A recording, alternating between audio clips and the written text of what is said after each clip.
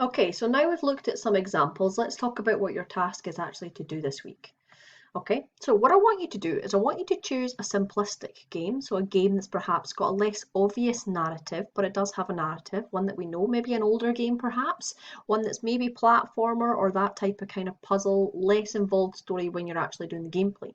And I want you to pick like a complex game, so perhaps like a role-playing game or an adventure game where there's a really strong sense of narrative, okay? Then I want you to do a little bit of research on them both. And I want you to create a little report for each that has information on what their narrative is. Now, obviously, I'm expecting that you're going to have a lot less information for your simplistic game, okay?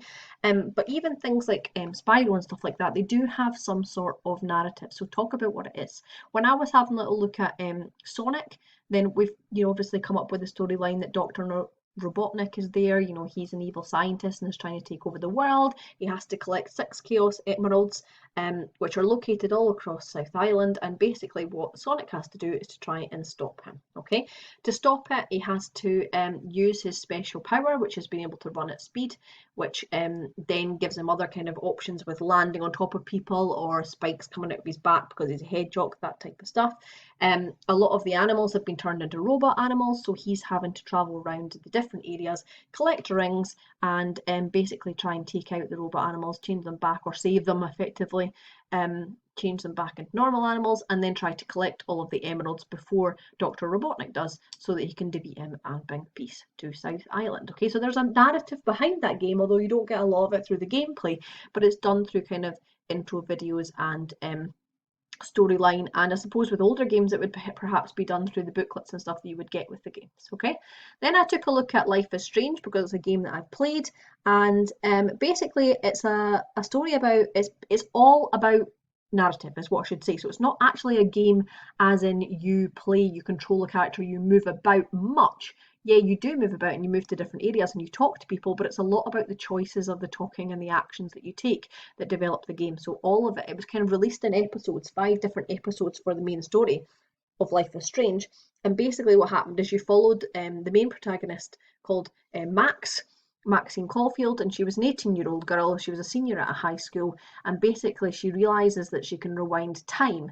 And it starts off with her seeing her old childhood friend Chloe get shot by somebody, and she manages to rewind that from happening. And then basically, what happens is it's kind of like the chaos theory or the butterfly effect, where because she's changed that, something else happens.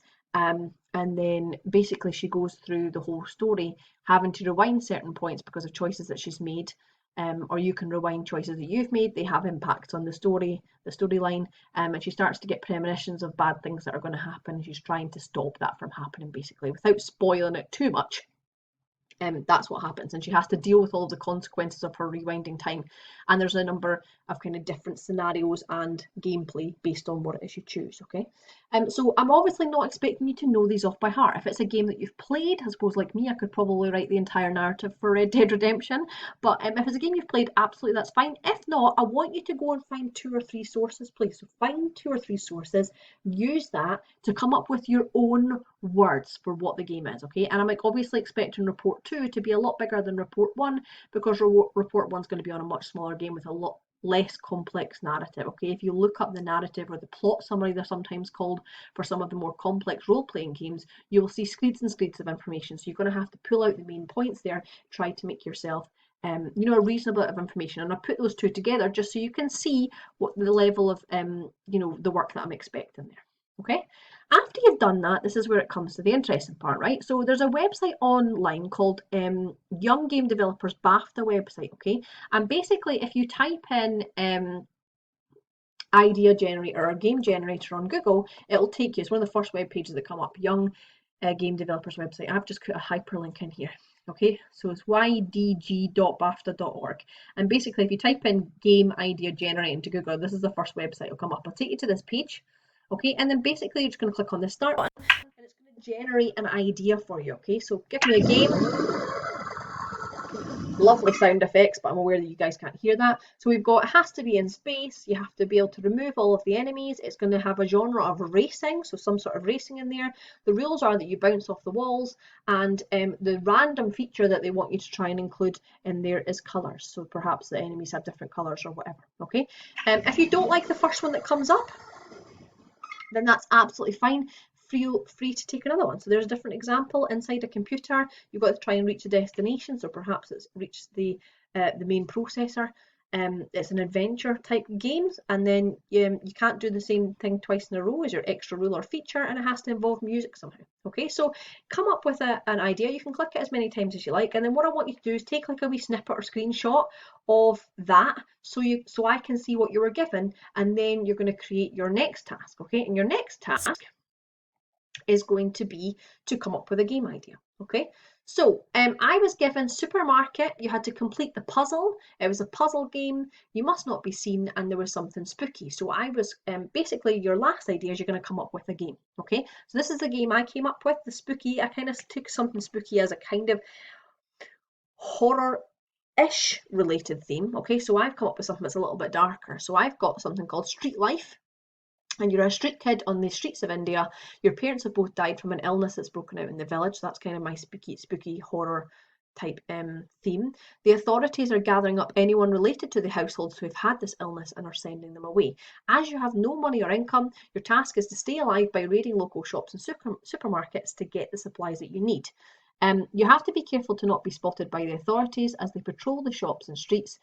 And as well, you need to make sure you're staying away from other infected people who are out in hiding. Okay, as you collect various items, you're going to be able to trade them with the locals, the vendors and people that you'll come across in the street markets, and then this will be able to develop your living quarters and increase your health and well-being. So you can buy things for your hut or your shed or wherever it is that you're staying, or you can upgrade it so you're staying somewhere different. As you progress through the game, you increase your stealing abilities and can steal more valuable or complex items, which can then be traded for more at the street markets. You have to be careful because there's danger and sickness everywhere, as well as the authorities trying to find you. Your task is to make enough money to change your life and your ways for good, so you become no longer, I suppose, a street child. So it was a little bit dark. I didn't go for your classic supermarket one. So that's just to give you an idea of how, trying to keep within the brief, but you can stay away. And the main gameplay for that one would look like you're inside a supermarket. You would have to run and collect the different things while not being seen. A little bit like, some of the, I can't remember what they're called, is it Bully or something? There's school ones, or there's prisoner of war ones where you have to try and escape as well. So that type of stuff as well. Okay. So basically in all, you're going to have to come up with 3 reports. And I'm expecting report 2 to be bigger than the other 2, just because there's going to be a lot more research out there for you to pull information from. Okay, now regardless whether you're level 4, 5 or 6, I'm expecting everyone to complete the same task. Obviously, I'm looking for, a higher quality and a lot of detail from the level 6s compared to, for example, the level 4s. But be creative as you can, okay? Think about how much you're writing and the quality of what you're writing, and try to make sure that it's in your own words. I'm not going to be happy if you've just copy and pasted stuff from the internet. So make sure that you're taking sources from different places and you're writing your own version of what you think the game description or narrative description is.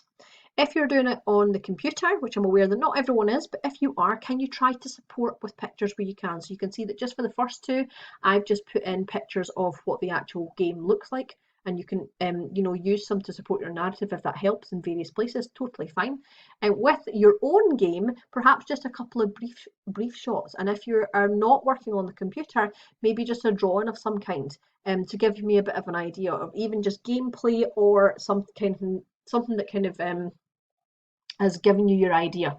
Alongside the brief that you were given. Okay, remember, as part of report 3, you should also be including this part up here somewhere as a screenshot, so you can see what your original brief was given as, or have it written down as to what you were given. Okay, so hopefully you can explain the importance of narratives within modern gaming and how important it is nowadays that we're fully immersed in stories. You can describe the narrative of 2 existing games, and you've been able to create your own narrative for a game given a random brief. So I hope you enjoy this week's work, guys. Let's get your creative hats on, and I look forward to seeing what you come up with. Speak to you later. Bye.